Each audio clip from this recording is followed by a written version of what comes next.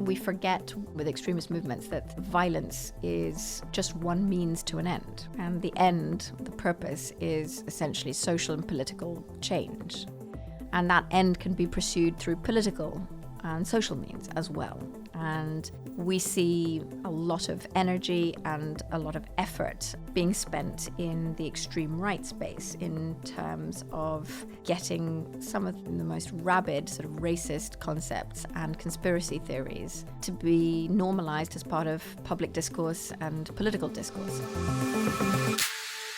Hi, welcome to the Big Tech Podcast. I'm Taylor Owen. Again, I'm solo this week. This is going to be the second of our episodes that I recorded from Dublin, Ireland, where I was attending the International Grand Committee on Disinformation and Fake News. As I explained last episode, it is a committee of parliamentarians from around the world who are looking at how they can better coordinate their efforts to govern the internet. And one of the thorniest issues when we talk about platform or internet governance is hate speech. And really the range of potentially harmful speech, ranging from just rude behavior right through to the incitement of violent extremism, that is enabled through the way we communicate digitally. And the challenge we face is that some of the speech that is enabled bumps up against our current way we regulate speech in society, which was really designed for a physical world.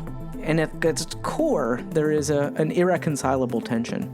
Governments need to choose whether they're going to prioritize the protection of the citizens' ability to speak, their freedom of speech, or to protect the rights of those that are endangered or harmed by that speech. And these are in tension with one another. There are very few people in the world better positioned to talk about that tension and that governance challenge than Sasha Havlicek. She's the CEO of the Institute for Strategic Dialogue, which is a London-based think tank that works on countering violent extremism, mostly in the digital space. But she spent her career working on much broader spaces of conflict resolution, the incitement to extremist violence globally, and increasingly on digital operations in elections, doing some really pioneering work on monitoring and measuring harmful speech in election periods. So we're lucky to have the chance to speak to Sasha today, and here is my conversation with her. Hi, Sasha. Welcome to the Big Tech Podcast. Thank you so much for having me, Taylor. Thanks for doing this. We're here at a conference on tech regulation, and a big piece of that is this challenge of regulating harmful or hate or extremist content on the internet and on platforms right now. And I mean, it's one dimension of this much bigger range of issues, but it seems to be a core one, and it's one that's in the news daily now. And you've been working in this space for a long time. So I wonder, just as some framing, how do you define extremist or hate speech or harmful speech online? When that comes up, what are you talking about? We have a very specific definition of extremism at the Institute that we use, but I'm not sure that that's really what you're asking. What you're interested in is how do we go about finding this stuff online, and what is the response that we need to have? Well, finding implies defining, right? Hate speech, I think, is quite clearly defined.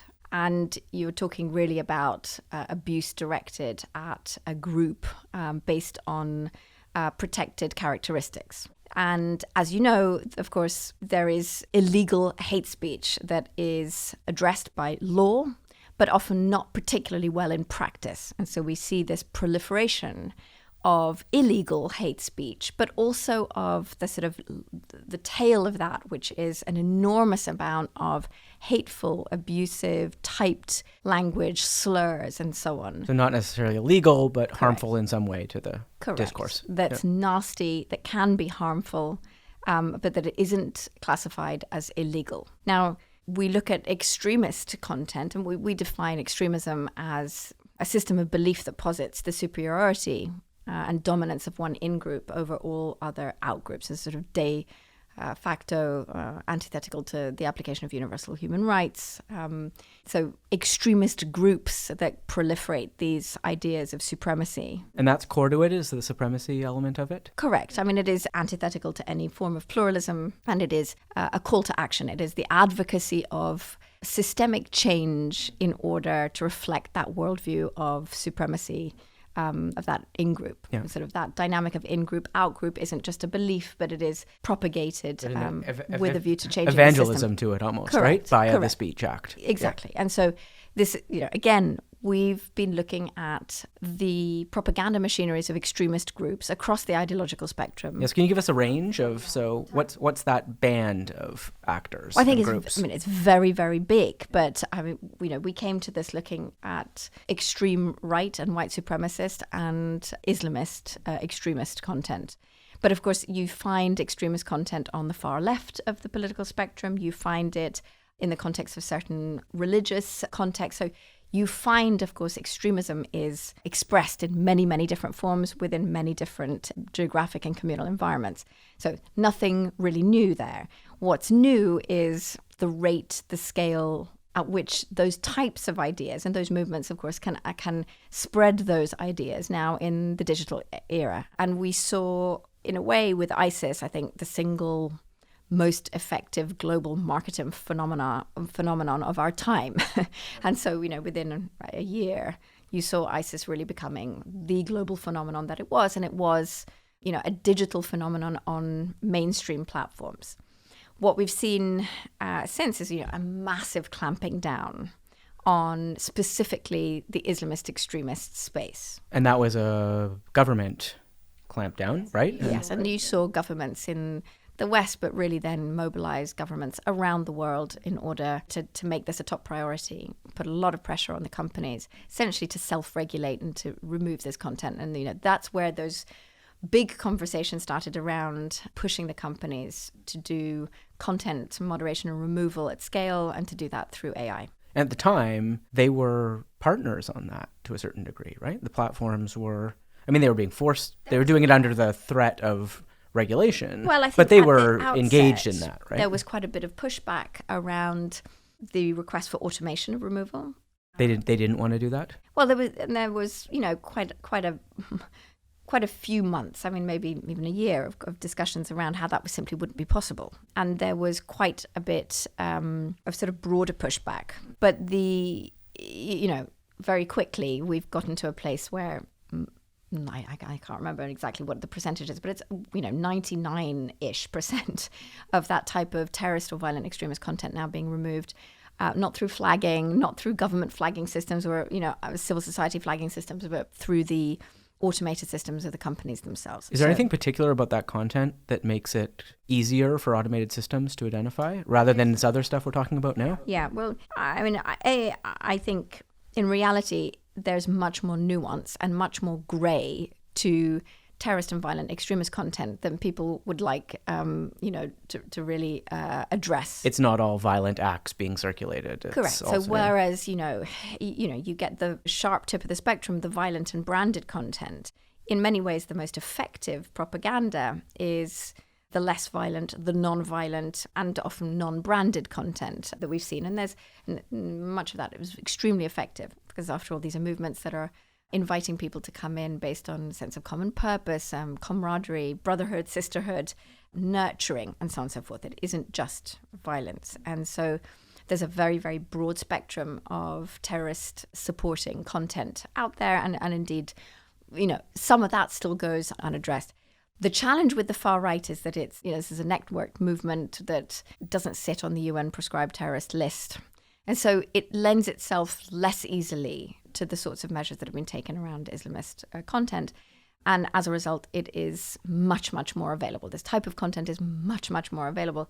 The tragedy in Christchurch has, I think, brought home the need for a major policy and operational response to this, the proliferation of white supremacist and far-right content. So do you see a continuum then in the types of tactics and tools that were being used in these more extreme movements to what's now being almost mainstreamed into our politics now? Irrespective of the differences in the ideological frame, essentially they do more or less the same thing, which is they speak to different types of audiences in fairly targeted ways in order to bring people progressively more and more on side.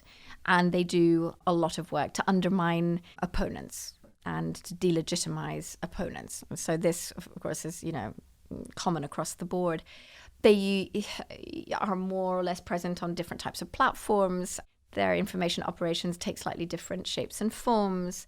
We see increasingly around the far right the development of a sort of alt media network, which is extremely active and dynamic, much more public facing, much less hidden in many ways than the Islamist space. So again, in fact, it's the opposite of they're trying to be as seen as possible, right? Yeah, and the objective there really is around mainstreaming. So I think they know how to skate that. So sort of they understand the line between legality and illegality and acceptability and unacceptability. Correct. Like where that threshold is, exactly. Right? Of what's the difference between mainstreaming and radicalizing? Increasingly, we forget, I think often with extremist movements, that violence is just one means to an end.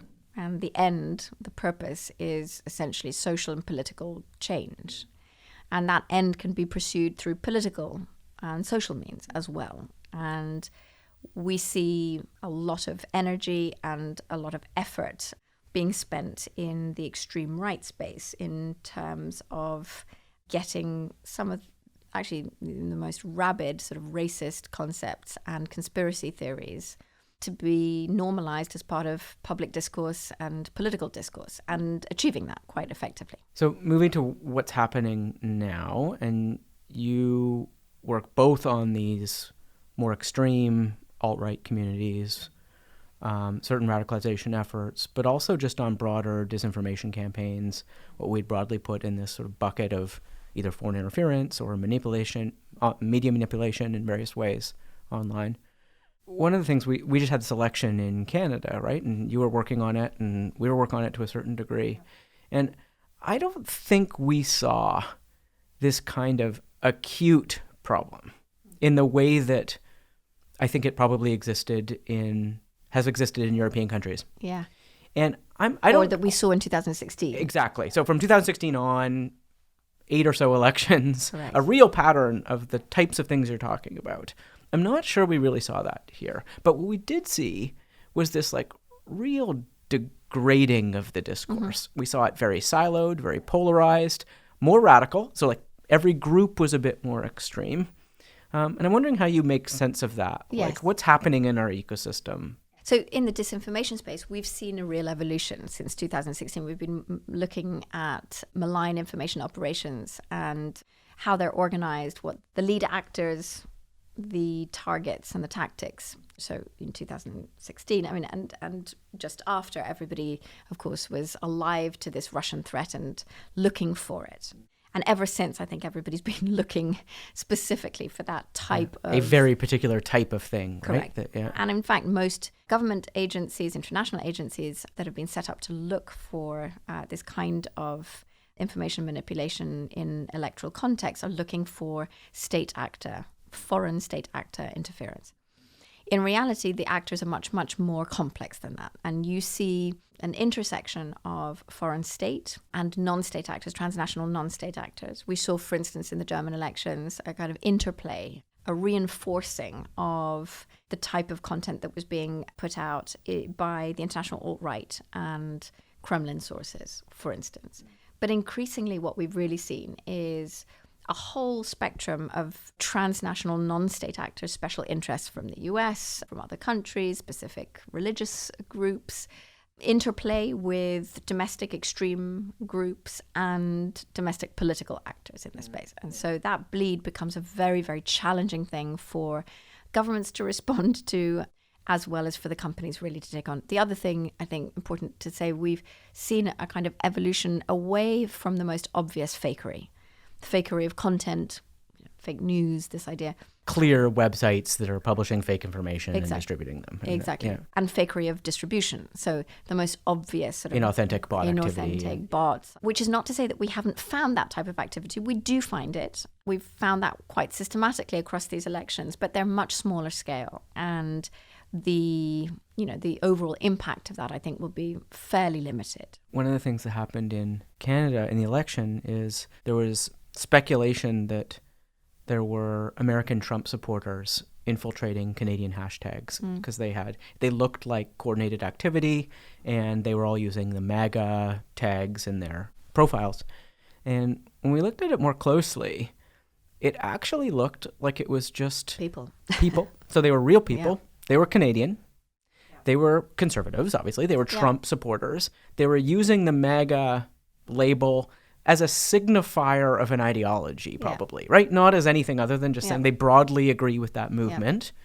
And they were just behaving. They were speaking a lot regularly in public, on the platform, in the election. Yes. So yet they were all behaving in a very similar way, using the same kind of language pulled from other countries. So that's just a degradation of the discourse or something. Like, what is that? Well, that's correct. And I mean, I think, there's also the stoking of organic extremism. And if you invest in that and stoke those networks and build that up over time, it is very effective.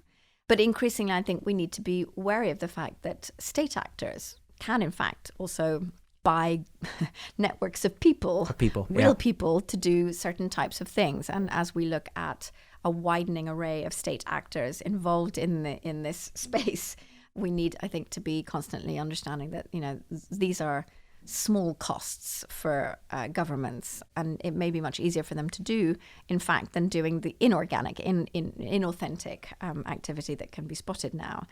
So there is this blend of things happening, and it's very problematic because in terms of responsiveness, you see governments in a position to do something about clearly defined foreign state activity.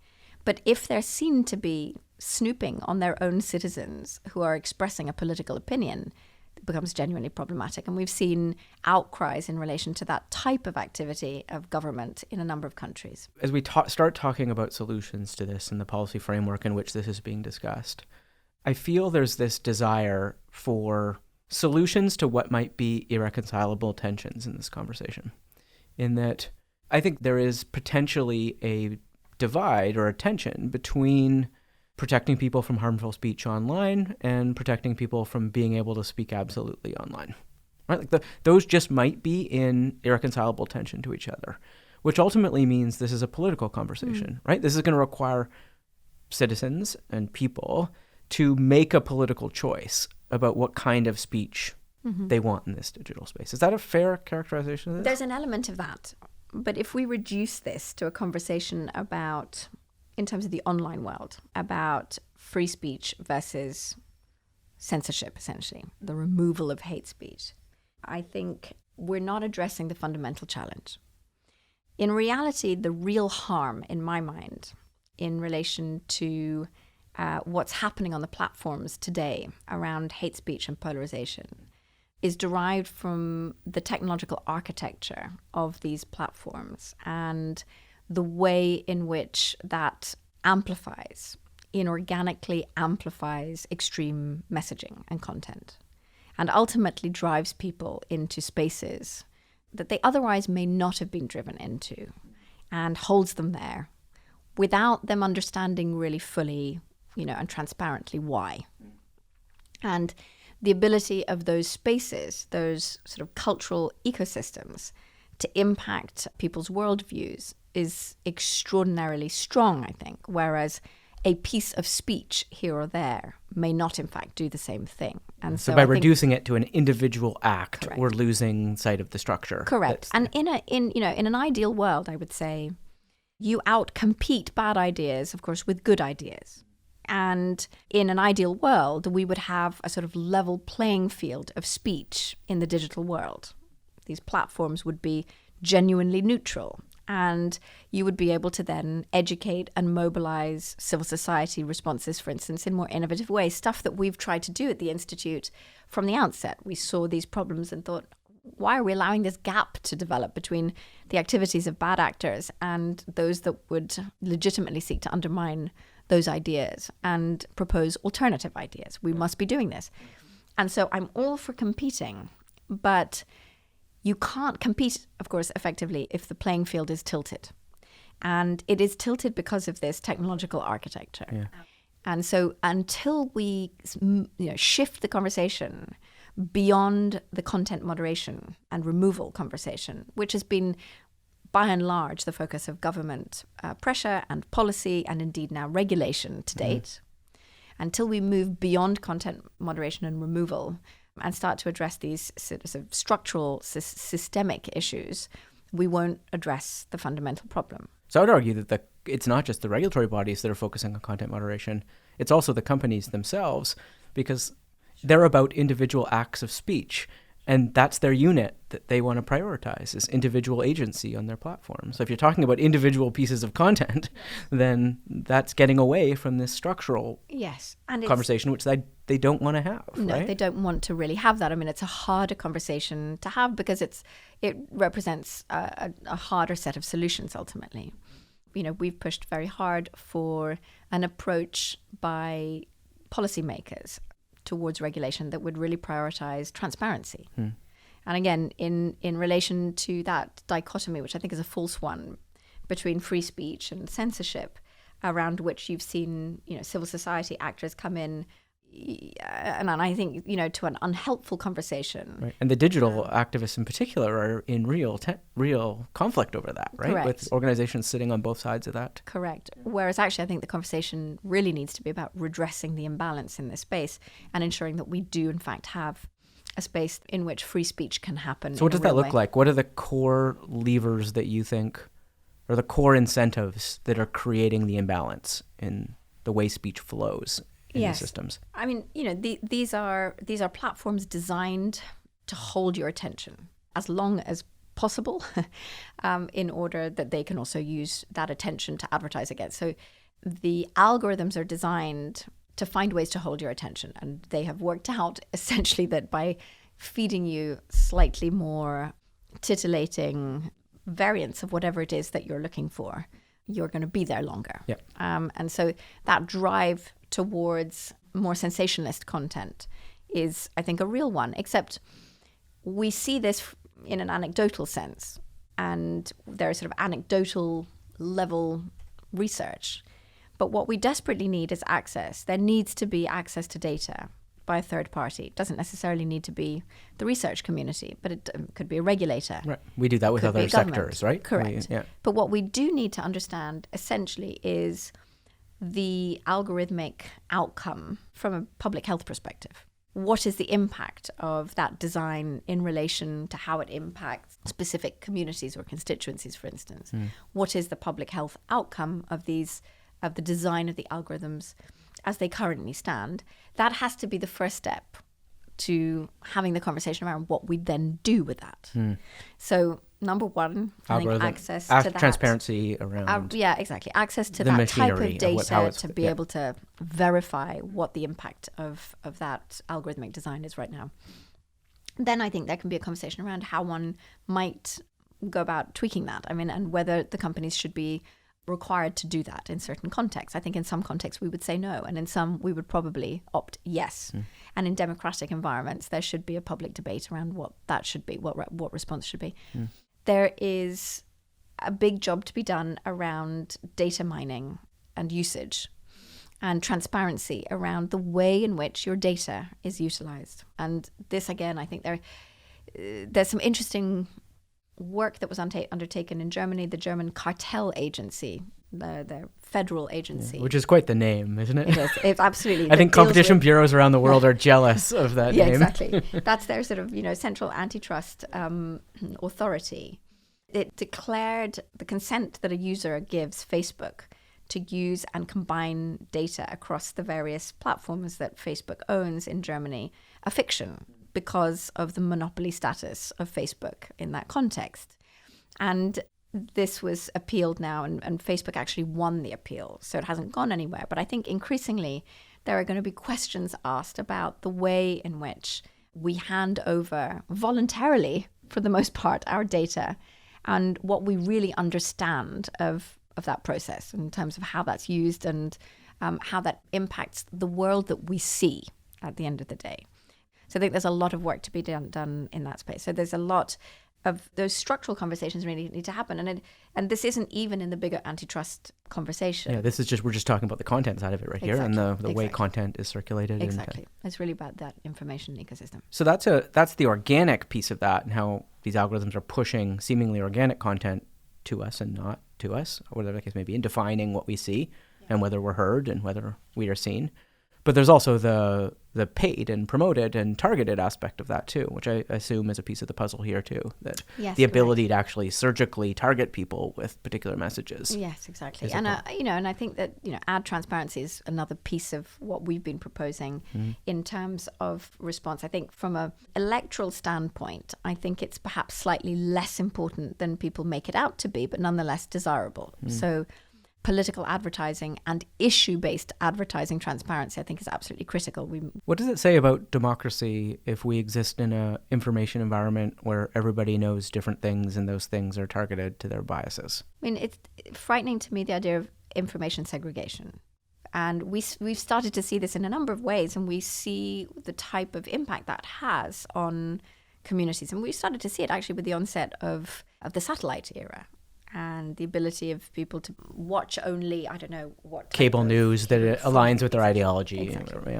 And now, of course, this is so much more of an issue in the digital era. We saw in the German context, people who were voting AfD were imbibing their information solely from alternative online outlets. Those that were voting mainstream political parties were still imbibing mainstream information, news, and so on sources. So you start to see this segregation. We see it in America in a massive way, where it's almost impossible to think how you would penetrate that bubble now. What types of means are available for you to penetrate into that echo chamber? Yeah, that's very, very dangerous, and speaks to acute polarization in ways that I think ultimately degrade our democratic civic culture. Yeah. Without an ability to talk to each other about difference, there is no possibility for democracy to actually thrive and survive. Yeah, and it's not just polarization. Everyone wants to bucket it as ideological polarization, but it's not just that. It's polarization of everything we know, right? It's correct. It's on any one issue. Correct. Exactly. We know different things. Exactly. Exactly. Which is exactly. It's much bigger. I think it's a much bigger problem than just the political space.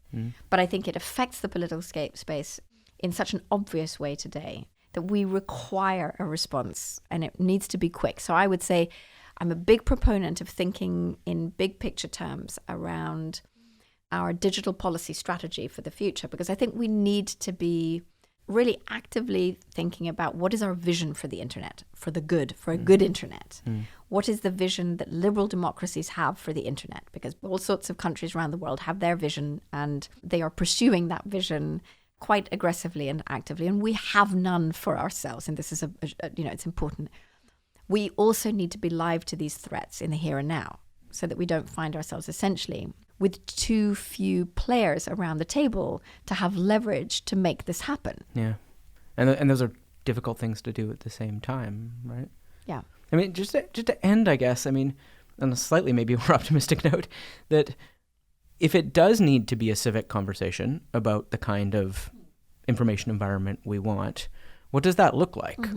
How do you see that mobilizing? Do you see it mobilizing? Are we starting to see a tipping point where people are actually aware and pushing back against the very nature of the internet they live in? I mean, I think that there is a growing consciousness by, among people in many, many, many places now, certainly in many Western European countries we see today, of the harms of this digital era. And whether they see it from the perspective of the harms to their children, the more sort of visible harms of terrorism, the disinformation, the sort of subverting of our democratic systems, in a way doesn't matter. It's become the issue in a way of our time. And I think there's the much bigger appetite than policymakers understand so far to see bold responses to this and to see leadership in this space.